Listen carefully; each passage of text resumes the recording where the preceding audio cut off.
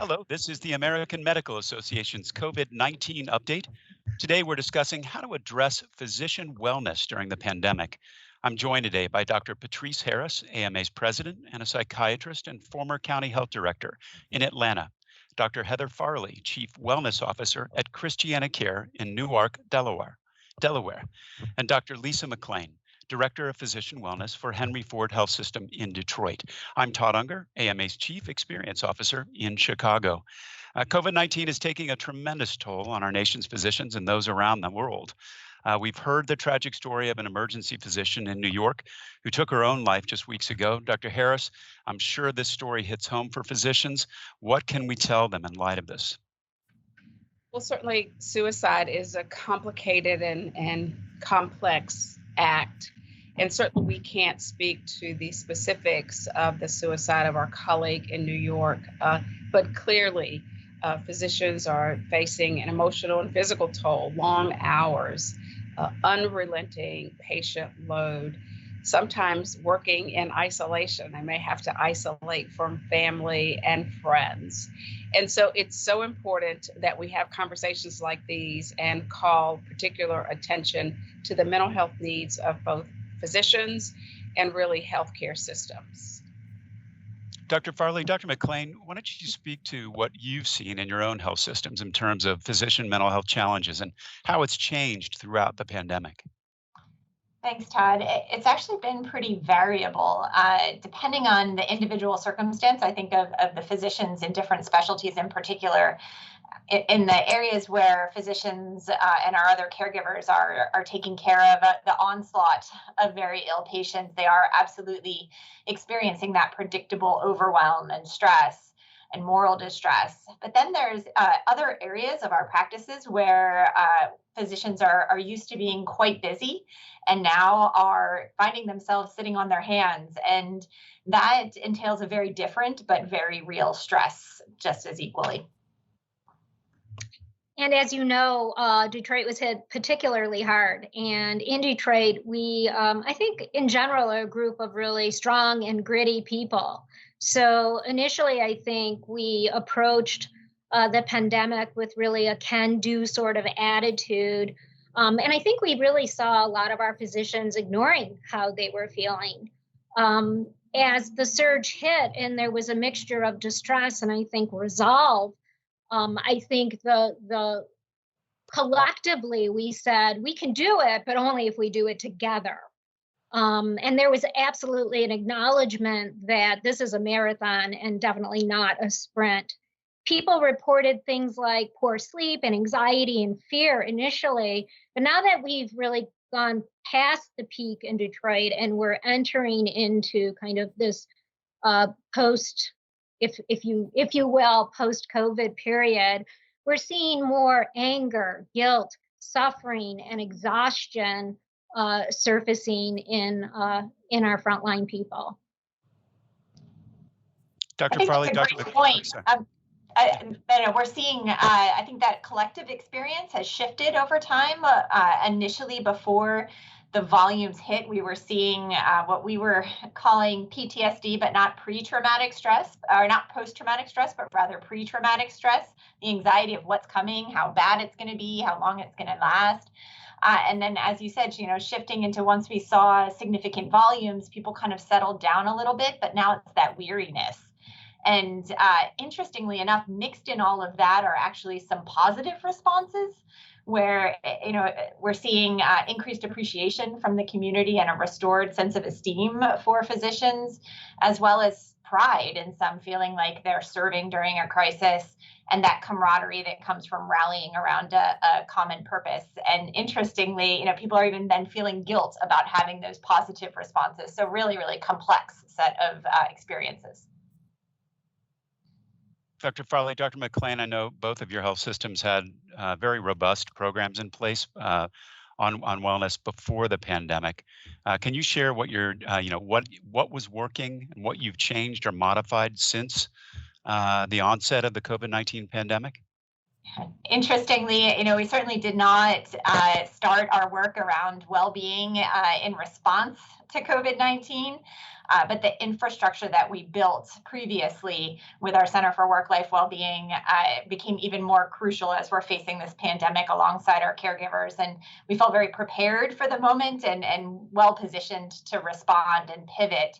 One of the things that has been the cornerstone of our approach specifically to COVID-19 has been intensive in-person rounding on our frontline healthcare providers, and we're pairing that with virtual rounding on the leaders in those areas. Consistent with the disaster mental health practices, we're not waiting for people to access resources, but proactively reaching out to them to supply those basic well-being needs, in the moment support, eliciting what unmet needs they have, and increasing awareness of available support resources. And at Henry Ford, very similar approach to this. To meet basic needs, things like food stations and care packages. We actually had one doctor volunteer. He had some barber skills, so he's been setting up, giving haircuts to his colleagues, which I thought was pretty creative. We're affiliated with Wayne State School of Medicine, or Wayne State University School of Medicine, and our medical students actually got involved and volunteered time babysitting, running errands, creating this Google Docs to really step up and help our physicians and our residents. We've also had a lot of donations from our community, free lodging, food being brought in to really help those frontline providers meet those basic needs. In terms of mental health, there was a shifting, as Dr. Farley said, of some of the resources that we had. And so in behavioral health specifically, there was a redeployment of some of the services that we had been delivering previously. And so we were able to actually create a 24-hour hotline and actually have it manned by mental health professionals. We've been doing 3 times a day, 7 days a week, support groups. Kind of an innovative thing is we've also done leadership groups, and we've really found that our leaders are struggling, I think, to maintain confidence and calm throughout this, but really trying to give them resources and tools that they need. Also things like mindful moments, peer recovery coaching. We've developed a narrative medicine platform called Frontline Diaries. And that's been really interesting to see frontline workers really writing in and pouring out their souls as a way to kind of cope and tell the story. And then actually in the midst of all of this, a shout out to my colleague, Dr. Rena Oddish. They created the triage communication and experience officer position. So she's been actually going in and doing wellness rounds on the front.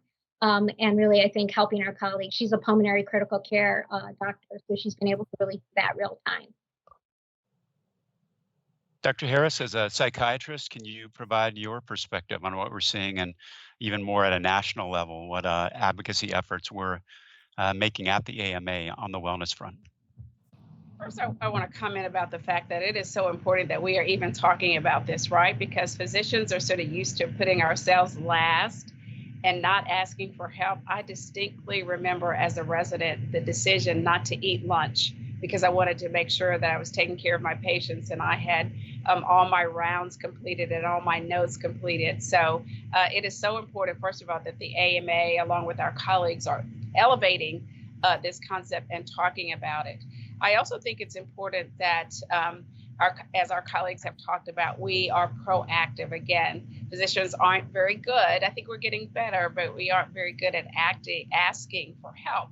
And so it's important sort of to normalize that and routinize the concept. And I love the concept of wellness rounds, right? That's just routine, incorporated into the daily work.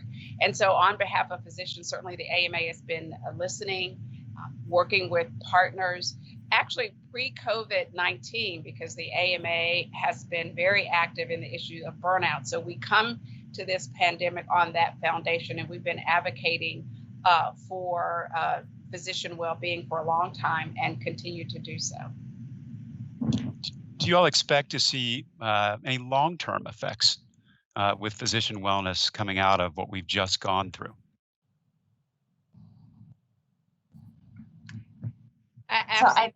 I think all of us have something to add on that, but certainly we worry. And I love the term. So we have a stress disorder, we have acute stress disorder, and we are likely to see post-traumatic stress disorder. So I'm quite worried about that. I do think that we can be as proactive as we can, but there will be some long-term consequences. And that's why we will all, I know, commit to making sure that after we get through the acute phase of COVID-19, we develop longer term plans and make sure that physicians are caring for themselves and systems are caring for physicians. That's spot on. And I think that as we start to move into that recovery phase, we have to think very carefully about how the needs of our clinicians will shift. And I suspect that we will have, unfortunately, a potentially large contingency of traumatized healthcare workers that are going to require that ongoing support. And I think that part of the response that we'll need to operationalize is giving our healthcare providers an opportunity to create their narrative around this. I think we have a tendency to want to move on and put that in the past, but definitely it puts us at increased risk for developing post-traumatic stress if we're not processing what we're dealing with right now. We're so consumed by the pressing needs in the acute phase that many of our physicians and other caregivers don't have the time, the space, or the opportunity to really reflect, to grieve, and to heal until later. And so while we all want to jump on and provide that support right now, it's just as important, if not more important, for us to remain visible and present and proactive throughout that recovery period. And in adding, I couldn't agree more, but adding to that, I think we are in our kind of recover and heal part of this pandemic for us in Detroit. Part of that, in that phase, I think we're really beginning to ask a lot. We're planning on actually partnering with the AMA to do your COVID-19 survey to get that temperature of where people are at.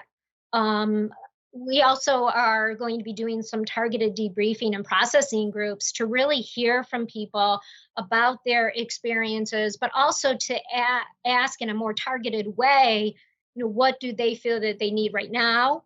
And what do they feel like they might need in the future? Because we don't anticipate that this is going to end anytime soon.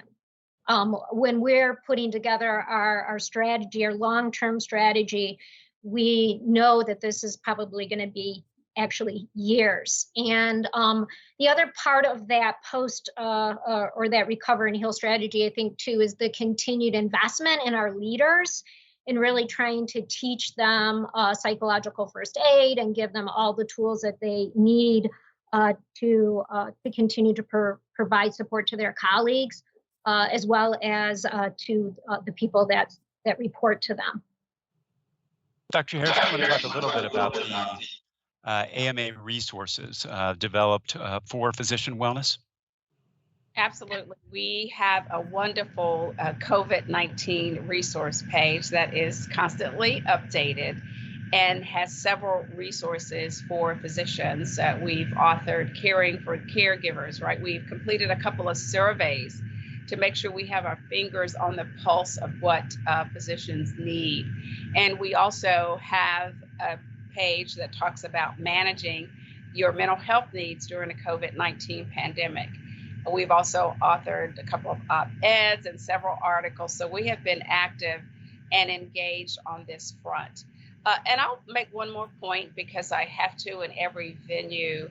And it did bring a tear to my eyes the first times we saw folks coming out on their balconies at 7 o'clock at night, cheering for physicians. Much appreciated. And again, very touching and heartwarming. But I also want to urge everyone that there's another way that they can help physicians and other frontline healthcare workers stay safe. And that is by practicing physical distancing, staying at home, sheltering in place as much as possible, wearing face coverings, and washing hands.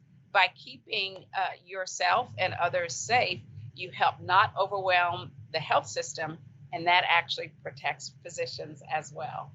You're absolutely right. Well, Dr. Harris, Dr. Farley, and Dr. McLean, thank you so much for being with us today and sharing your perspectives. That's it for today's COVID-19 update. We'll be back on Monday with another segment of COVID-19 update. If you'd like to find resources that Dr. Harris mentioned, go to our COVID-19 update, our resource page at ama-assn.org/COVID-19. Thanks very much for being with us here today.